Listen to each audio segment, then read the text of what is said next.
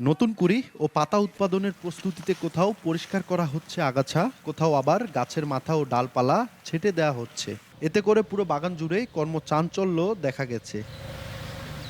নানা প্রতিবন্ধকতা কাটিয়ে সমতলের চায়ের রাজধানী পঞ্চগড়ের চা বাগানগুলোতে শুরু হয়েছে পুনিংয়ের কাজ। জানুয়ারির প্রথম সপ্তাহ থেকে টানা ২ মাস চা পাতা উত্তোলন ও চা প্রক্রিয়াজাতকরণ কারখানাগুলো বন্ধ করা হয়েছে। বাগান মালিক ও শ্রমিকরা জানান, গেল কয়েক বছর ধরে চা চাষিরা নানা সিন্ডিকেটের শিকার হলেও জেলা প্রশাসন ও বাংলাদেশ চা বোর্ডের সহায়তায় আবারও ঘুরে দাঁড়ানোর চেষ্টা চলছে। তবে এখনও কীটনাশক সংকট সহ রয়ে গেছে কিছু সমস্যা। যদি চার দাম না দেয় তাহলে আমরা মনে হয় ভাতে পাবো না।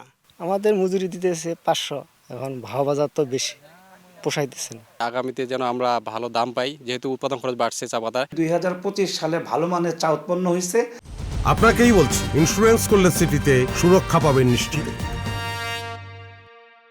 বাংলাদেশ চা বোর্ডের তথ্য মতে 2025 সালে পঞ্চগড় জেলায় চা উৎপাদন হয়েছে ১,৭২,৪৭,৯৬৬ কেজি।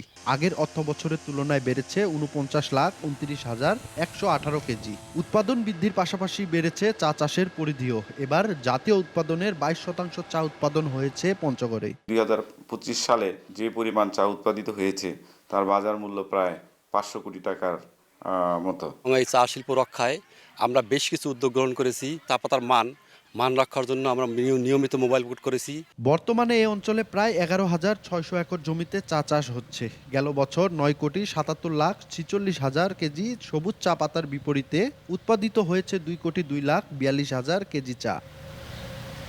সোহাগ হায়দার, সময় সংবাদ, পঞ্চগড়।